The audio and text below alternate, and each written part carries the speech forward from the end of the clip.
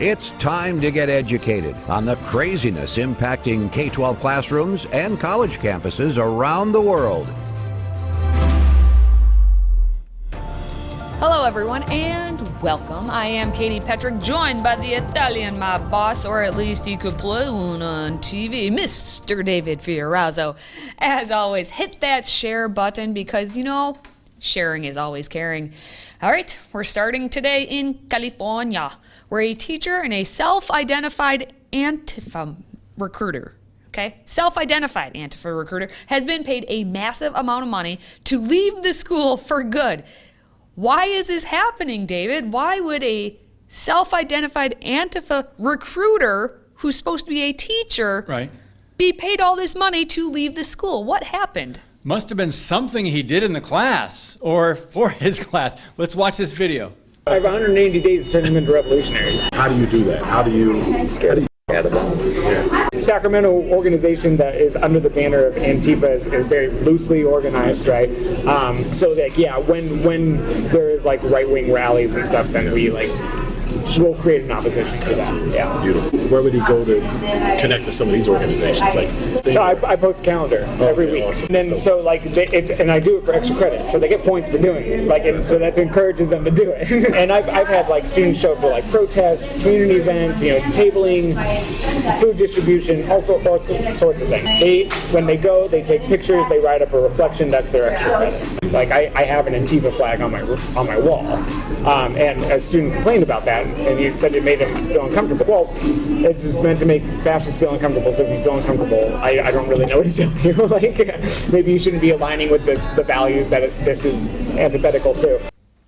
So in his classroom, an Antifa flag, a rainbow flag. Why is communism, the Antifa, and the LGBTQ all kind of linked together? And Planned Parenthood, of course. And I'm going to go back to 2010, just to digress briefly, in Wisconsin at the Madison State Capitol, where tables were set up for the Socialist Party USA, and they were trying to recall Governor Scott Walker, and they had the blue clenched communist fist, and teachers were recruiting their students to go protest. That's right, nothing new here, ladies and gentlemen. This guy took it up a notch, because this teacher actually recorded pledging an allegiance to Antifa. And here's the deal: he was given 3 years' pay to resign. Now, we've been warning about this. The public school system today grooms Democrats and social justice warriors. We've been saying this for years. Again, go back to 2010, Madison, Wisconsin, the state capitol. They overtook that. They caused hundreds of thousands of dollars of damage, if not more, if not millions. But this video shows a California teacher's named Gabriel Geip saying he wants to turn students into revolutionaries. Katie Petrick, question. Yes. Answer. Is this guy a Lone Ranger? Is he one of the only? Oh, he's just one. He's the only teacher that would really want to promote these kind of ideas. Yes. No, he is not. He is not a Lone Ranger. In fact, all these teachers that we've been seeing all think that they are Lone Rangers. They all think that they're special and unique, like what they're preaching out to the students. And then you get the instance where you had what happened. The only reason we even know about this guy is because Project Veritas was undercover, as you could see. And so this Gabriel Geip felt free and easy and open to be able to share exactly what he's doing to his students. You heard him say that. And finally, it was because of that investigation that it was even brought to light. And now he's getting that payout. So that's what all these teachers are trying to do, is they're trying to put forth all their ideas, and they know that either you're going to end up like super famous on the TikTok, because everyone has a TikTok, all these teachers, and they want to be praised that way, or they know that what's going to end up happening, because of teachers unions and everything else, is they can just, have the teachers unions help them get paid out for it. And so you get $190,000 in exchange for resigning from the high school that you teach quote unquote teach at. KCRA3 Investigates obtained these photos showing Gipe stamped his students' assignments with the face of Kim Jong-un, hung posters inside the classroom meant to divide students by their political ideologies, and encourage students to attend civic activities for extra credit, some of which were deemed unsafe, among other issues. Officials agreed to pay Gipe $190,000. The payout was taxed, and the final checks issued by the district totaled just over $100,000. Gipe officially resigned from the district 4 months after the fallout. Can we just laugh at So that the government moment? got because, $90,000. because we're talking about California, and he got taxed and basically lost it all. But that's okay. That's okay, because Still a sweet deal, though. it's a sweet. I mean, isn't he going to share all of that money that he was just given anyway? If Because he's a true socialist. if he's but practicing what he yeah. preaches, right? I'm assuming he's just going to share it anyway. So it doesn't matter what the amount was. It's the principle for right. him. So, it wasn't the school, it was the principle of the thing. No, but here's a couple takeaways. First of all, they're rewarding radicals.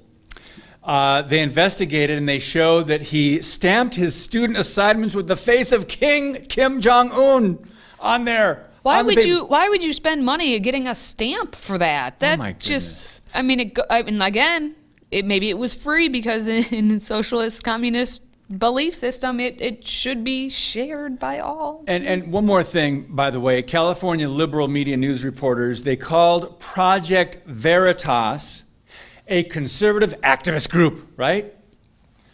Never once, not one time in any of their reporting, not once, did they refer to the teacher with radical socialist and even communist political views and posters in his classroom. Not once was he referred to as an activist. With all the censorship taking place on social media platforms, we've made it easy to keep up with your favorite content. Simply download the Freedom Project Media app in your app store. Get access to 18 new videos a week, plus thousands of archived shows, lecture series, and educational animations. Download the Freedom Project Media app on your Apple TV, Roku, tablet, or phone, and make sure you allow for notifications to keep you informed.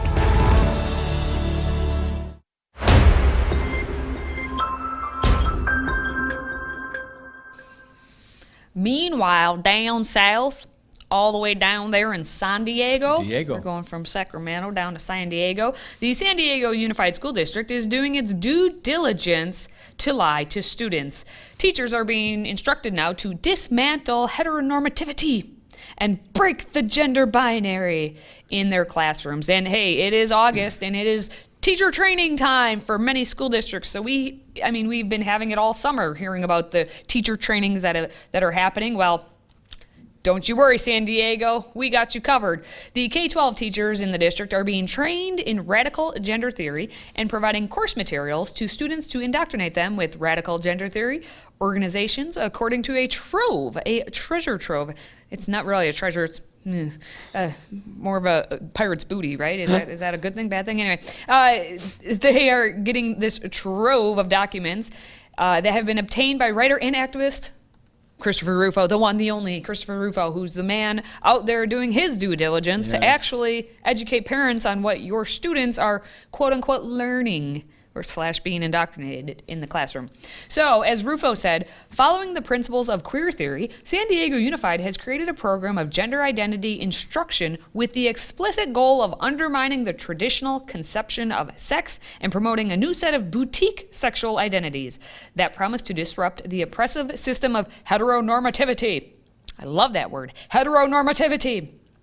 So, I personally love how we always, with these trainings, have PowerPoint slides, and they're always found. They're always out there. They're out there. And so they're made available to show us this insanity. So thank you. Keep on doing that. I wish they would all go away, but if nothing else, at least we're bringing them to light. So here we go with our trainings that the teachers are being given. The facilitator training, workshops for LGBTQ plus youth and allies.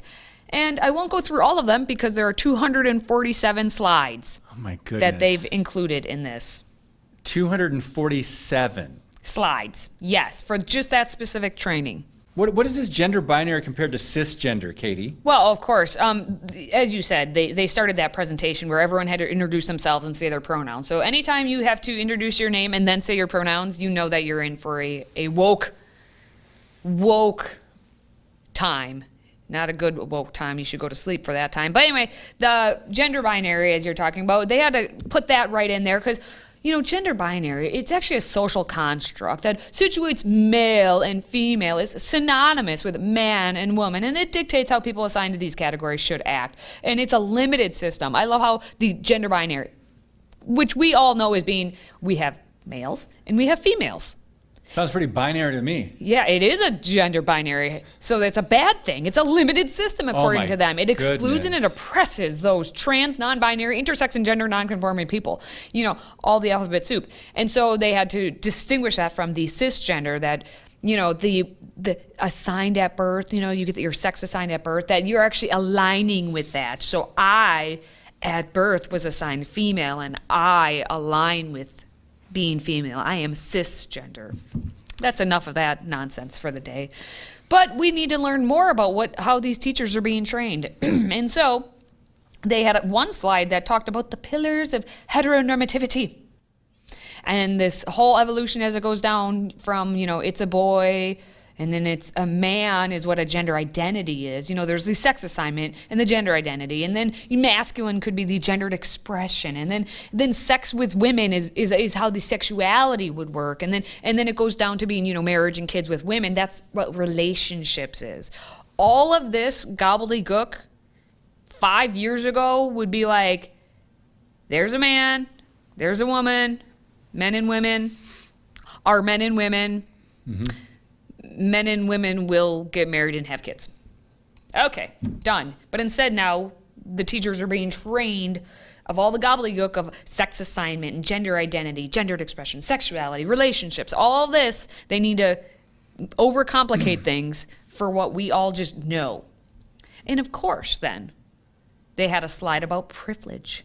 Because right now, they would probably be saying that I am a privileged person. So they talk about heterosexual and cisgender privilege and how societal assumption that all people are heterosexual and or cisgender. So basically the general, normal, what has been for centuries way of thinking, that's just being privileged if you think like that people are heterosexual and or cisgender, and that civil rights and social privileges that a heterosexual or cisgender person automatically receives. You have the privilege just because you are heterosexual or cisgender.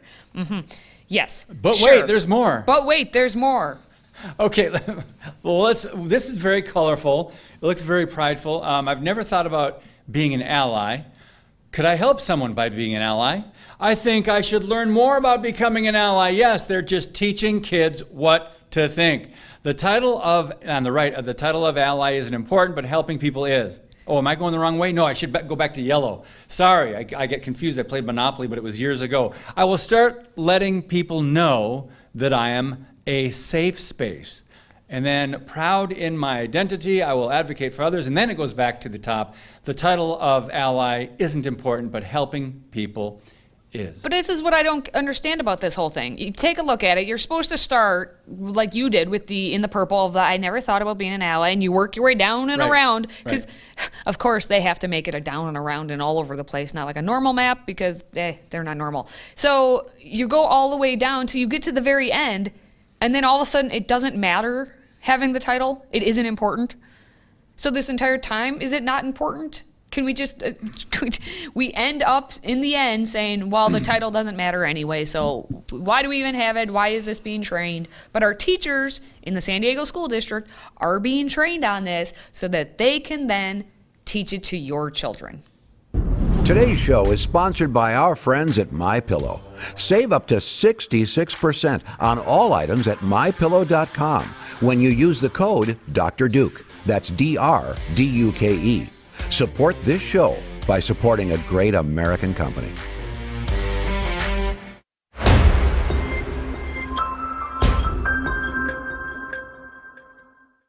With our teachers being presented with 200 plus slides about LGBTQ plus training that they need to be trained on what pronouns are and what genders are and all this. Shock. There's a teacher shortage. I wonder why. I would think if a teacher needed to be trained with 200 plus slides about all this training, it would make even more people want to become teachers. But alas, we are facing teacher shortages. Hold on, let me get my shocked face. And parents are shocked. And parents are shocked. Have we not noticed every year, it's about that time of year again, where we have to put on the news reports, we have a teaching shortage. And every single year. And the main reason is they're just not getting enough money. That's it. It always comes down to more that, money for the doesn't it? system. It's all we need more money. The dollar bills would fix it all. Well, according to WAPO, which is the Washington Post. For those of you not in the lingo, Washington Post printed an article that was titled "Never Seen It This Bad: America Faces Catastrophic Teacher Shortage," and it begins. Rural school districts in Texas are switching to 4-day weeks this fall due to lack of staff. Florida is asking veterans with no teaching background to enter classrooms. Arizona is allowing college students to step in and instruct children. All those sentences right there should frighten you just a little bit, especially if you're in those states. But oh, poor kids. This is where we're at. So, as the Washington Post states, it has hit crisis levels. It's a crisis. Can we talk about maybe WAPO? How about the state of education? Is that at a crisis level yet? The fact that our kids are reading very poorly. They cannot do math without drawing circles. And even if they draw the circles, they still don't get to the right number because, hey, it doesn't even matter what the number is because math is racist, as we've learned here on this show over the years. So Dan Dominic, Executive Director of the School Superintendents Association, said right now it's number one on the list of issues that are concerning school districts. Necessity is the mother of invention, and hard-pressed districts are going to have to come up with solutions and come up with them soon. Well, I mean, the simple fact that we're talking about these hard-pressed districts, they're hard-pressed every single year. And every single year, we say the same thing, throw some money at them. And every single year, they have opportunity to come up with solutions, but every single year, it seems that whatever solutions have been come up with don't work or whatnot. But we can only control what we can at our local level. We don't have nationwide data to actually talk about, but we do find, at least for the teacher shortage part, at the state and district level, there have been reports, and it looks like overall, in a lot of districts across the nation, the staffing gap is hundreds, if not thousands, apart from what they say. Now, if you are at the local level, don't you think that maybe you could get together with those people locally and try and come up with solutions? If this is happening every single year, it's not like you just start thinking about it in June for the next school year of, oh, maybe we need to figure out and try and find some teachers, see what we're going to do this year, and then we just suffer through the whole year without having the appropriate levels of staffing. And then, oh, comes June again. Oh, now we're going to try, but if we don't make it, we're just going to suffer through it again.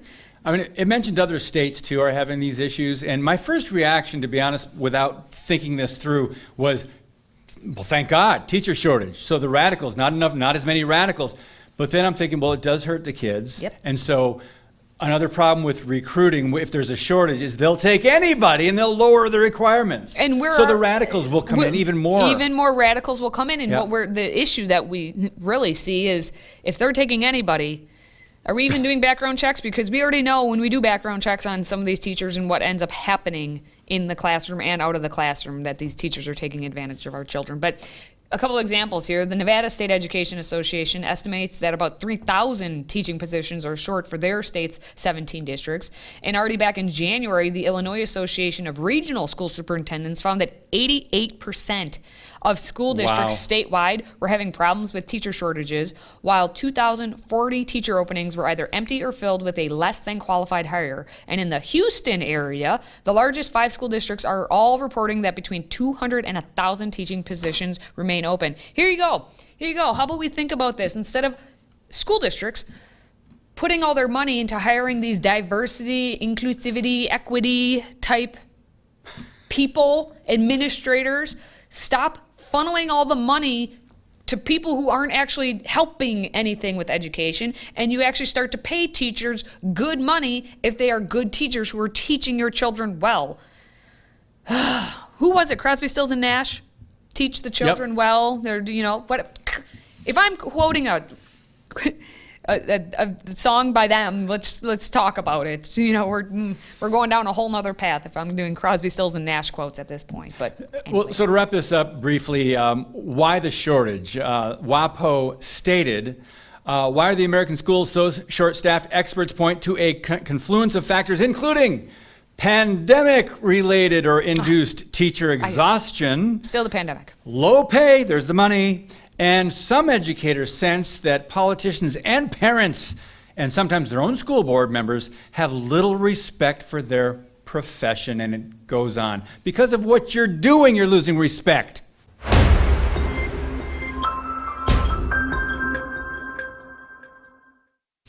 All right, before we go, let's start with Amazon. As the nation's largest online retailer has just purchased the robot vacuum company iRobot for $1.7 billion. Now, you may be saying, who cares? Well, many believe the reason Amazon purchased the company was to get their hands on the plethora of personal data, including the floor plans of millions of users' homes. The small automated vacuum uses sensors to map out each room, and that data is stored in servers. As of last year, over 40 million Roombas had been sold worldwide. Now, the purchase of iRobot is just the latest deal by Amazon. In 2018, they purchased Ring, a video doorbell company, and recently offered One Medical, a healthcare clinic chain, $3.5 billion for their company, includes health data on patients from 188 offices around the United States. Katie, sounds like scary stuff. A little bit, but don't you worry. I already have my 2.5-year-old vacuuming our house. He's very proud of himself when he has his own little vacuum, but he also helps me to vacuum. So take your robot and put it where the sun don't shine. And speaking of nefarious agendas, woke Disney has announced U.S. subscriptions to their Disney Plus streaming platform have slowed to a crawl after the entertainment company went all in for left-wing political causes. The latest numbers show despite the subscriptions gaining overseas, here in the U.S., the company went from gaining 1.5 million users back in April to just 100,000 this quarter. Well, they're still gaining though, right? Disney Plus touts a current worldwide subscriber base of 93.6 million users. Analysts say their recent public jump into the political scene has hurt their public image of being a family-friendly company. We know they're far from that anymore. Katie, we've seen Netflix take a hit, and now Disney. I say good. We need more. What do you say? We'll see what happens. For these billion-dollar corporations, it's going to take a lot for them. It's like ooh, ow, ooh, dent. Yeah. But we'll see. Maybe they'll change. Yeah. So finally, let's wrap it up with a habit very few are buying into. It turns out America is going through a critical shortage of nuns. In fact, we have a teacher shortage and we have a nun shortage. In fact, a study finds less than 1% of nuns in the U.S. are under the age of 40. Now, one nun says she believes the reason for the shortage is that young people today are resistant to the structure of religious life, and many have been put off by the scandals of the Catholic Church. Okay, right now, there are roughly 42,000 nuns in America, which is a 76% decline over the last 50 years. Now, at the current rate, in 20 years, there will be fewer than 1,000 nuns left in the U.S. at the current rate. Katie, is this a job for Sister Mary Clarence? Yes, and if you understand that reference, that means, one, you're watching Healthy Republic, which you should do, because I like to point a little Sister Act. But yeah, Sister Mary Clarence from Sister Act, back when Whoopi Goldberg, Karen herself, was actually good. But when she was sane. When she was sane. I do see it happening with nuns in the Catholic Church, and, you know, growing up the Catholic Church scandals, and what are the things you hear about nuns? Oh, that they beat children with rulers. Like, those are the things, the information that you know about them. And so the Catholic Church really needs to work on the image of changing that from what a nun is thought to be. How about obeying the Bible they claim to believe in? All right, that wraps it up for this segment, and more to come next time. Well, my friends, that's going to do it for today's show. For all of us here, please stay educated.